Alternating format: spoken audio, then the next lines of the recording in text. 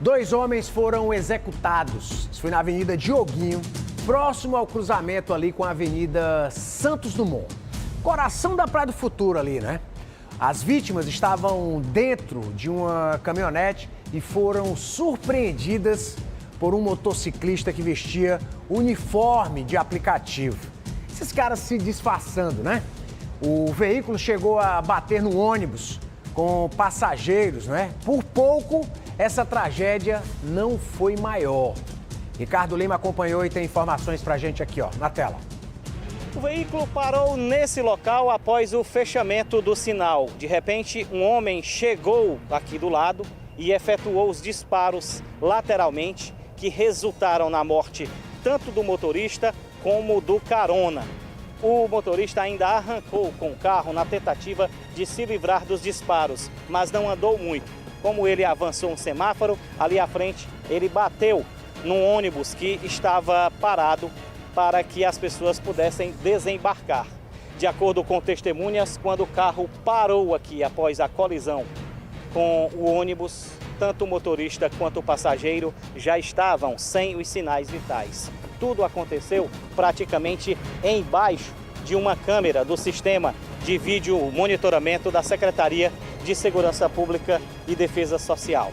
A câmera instalada aqui nesse cruzamento deve ter flagrado a ação dos criminosos ou de um homem. Aqui fala que apenas uma pessoa teria participado desse crime. Essa informação ainda precisa de confirmação. Equipes do 22º Batalhão de Polícia Militar estão aqui no local com o objetivo de preservar a cena do crime, enquanto a gente registra a chegada de duas ambulâncias do SAMU, uma por cada lado, para fazer aquilo que somente os profissionais de saúde podem fazer, que é a constatação do óbito. As ambulâncias chegando por aqui, duas unidades, apesar do barulho, faz mais de 30 minutos que o crime aconteceu, só agora eles tiveram a disponibilidade de vir até aqui. A demanda do SAMU é muito grande e eles se esforçam de todas as formas para tentar conseguir chegar o mais rápido possível. Pelo menos até o momento, a polícia teria identificado uma das vítimas. Seria Renato Faria Azeredo. Ele seria do Rio de Janeiro, seria natural do estado do Rio. A gente não sabe se ele estava aqui há pouco tempo, se estava já há bastante tempo nesse local.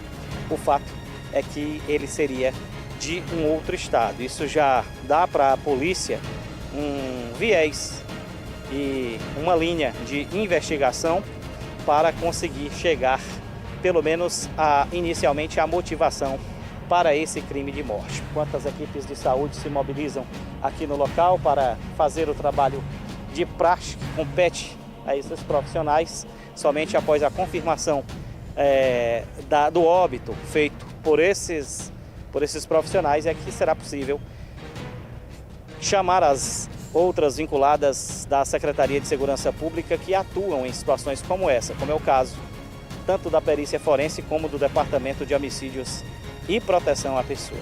O fato é que uma cena bastante violenta, muitos disparos efetuados, a vítima foi atingida principalmente na região da cabeça e do pescoço, o que dificultou qualquer possibilidade de sobrevivência. O carona também foi atingido também nas partes superiores, órgãos vitais que lamentavelmente tiraram qualquer possibilidade de defesa. Não dá para dizer se o alvo eram os dois ou era apenas o motorista, mas como eu falei, os tiros laterais transfixaram a primeira vítima e atingiram também a segunda. Tudo vai ser avaliado aqui sobre o que aconteceu, como aconteceu, quem está por trás desse crime, quem seria o mandante, quem seria o executor ou executores e também quem são as vítimas desse assassinato. A primeira informação que a gente recebeu, essa que eu acabei de falar, é de que seria, pelo menos uma das pessoas aqui, teria sido já identificada, seria do estado do Rio de Janeiro, Renato Faria Azeredo. Após um longo trabalho, perícia concluída, a gente vai conversar com o perito criminal Leão Júnior. Leão, 3 disparos e 2 vítimas, é isso? Não temos como precisar a quantidade de disparos efetuados, temos apenas a quantidade de lesões que foram constatadas em ambas as vítimas. A quantidade eu irei me abster nesse momento de mencionar, isso vai conter essa informação por ocasião do laudo pericial, mas maiores detalhes ainda não temos com relação ao fato de estar sendo apurado por parte aqui da autoridade policial do DHPP. A gente viu você trabalhando em um terreno vasto, aproximadamente 40 metros de distância, tentando buscar todos os indícios que envolvem esse crime. É uma perícia complicada de fazer, porque parece que depois que os suspeitos, aliás, as vítimas foram atingidas, o carro ainda permaneceu em movimento e só parou porque resvalou no ônibus, né? É um trabalho complexo, né? Bastante complexo, envolve uma ocorrência de duplo homicídio com uma ocorrência também de trânsito, uma vez que houve uma colisão contra um veículo, né, de transporte coletivo. Então nós temos que apurar as duas dinâmicas, tanto a que envolve as vidas das vítimas e a que envolve os danos causados em decorrência da ocorrência de trânsito. Mesmo após a conclusão da perícia, ainda não é possível afirmar sobre a identidade do homem que estava no banco do carona. Uma coisa é certa, ele não seria o alvo do atirador, seria apenas o motorista, mas como estava do lado, conforme já falamos anteriormente, também foi atingido e morreu.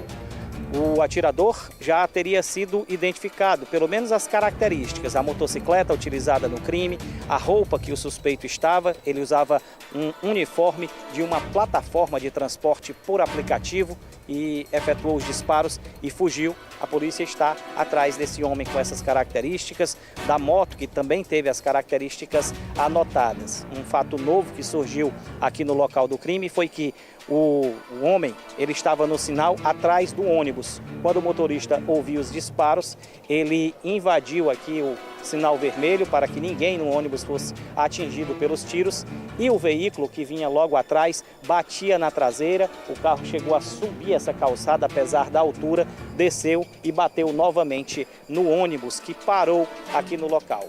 O motorista, quando percebeu que era ele quem estava segurando o veículo e que os tiros haviam cessado, ele parou o ônibus e o carro ficou parado também logo atrás. Se não fosse isso, esse carro teria saído daqui em disparada, totalmente desgovernado, porque o motorista já estava morto e muito provavelmente o carona também, e poderia ter causado um estrago bem maior. Nós poderíamos estar falando aqui não apenas de 2 vítimas, mas possivelmente de pessoas atropeladas também. O ônibus permanece no local, o carro também, a perícia foi concluída, agora eles estão realizando o trabalho aqui pós-cena de crime, para poder conseguir informações que possam fechar o inquérito policial que deve ser instaurado para investigar aqui as causas do acidente. O certo é que seria realmente o Renato Faria de Azeredo, 34 anos, ele é carioca e estava morando aqui em Fortaleza atualmente. Os familiares estão aqui também muito abalados, passaram poucas informações que pudessem ajudar a polícia, que vai catalogando aqui e ali detalhes, ouvindo várias pessoas com o objetivo de colher o máximo possível de informações para, como eu disse, robustecer o inquérito policial, que tem como objetivo desvendar esse crime misterioso para o qual a polícia ainda não tem 100% das respostas. Ricardo Lima para o Cidade 190. Olha, chamou a atenção aí quando o Ricardo falou em relação ao número de lesões, né? Lesões de tiros também, né? 3 tiros, 2 pessoas mortas. Mas será se esses homens morreram por conta dos tiros ou por conta da batida? É isso aí que o laudo pericial vai informar. Porque às vezes ele é lesionado da bala e aí, por conta da batida, pode ter sido constatado óbito, né? Pode ter sido que ele tenha sido vindo a óbito por conta da batida. Porque 3 tiros, pelo menos o que se falou aí. Mas o próprio perito disse que não tem como quantificar agora, né? Vê apenas o número de lesões, né, no corpo. Mas aí, lá no IML é que vão saber realmente quantos tiros, né, os orifícios, contar a questão de orifícios de entrada e saída, depois formular o laudo, né, para saber do que de fato. E olha aí um fato interessante, câmeras de monitoramento também aí nessa região, também aí vai conseguir quantificar que quantas pessoas realmente, né? Há informação de que foi só apenas uma pessoa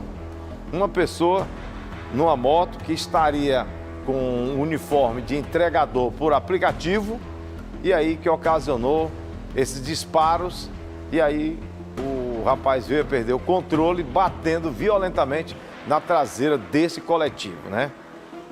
Então tá aí, a polícia foi para o local, agora é esperar a conclusão da investigação, tendo em vista do que de fato aconteceu. O que é que esses homens fizeram de tão mal para acontecer isso ao ponto de tirar-lhes a vida, né?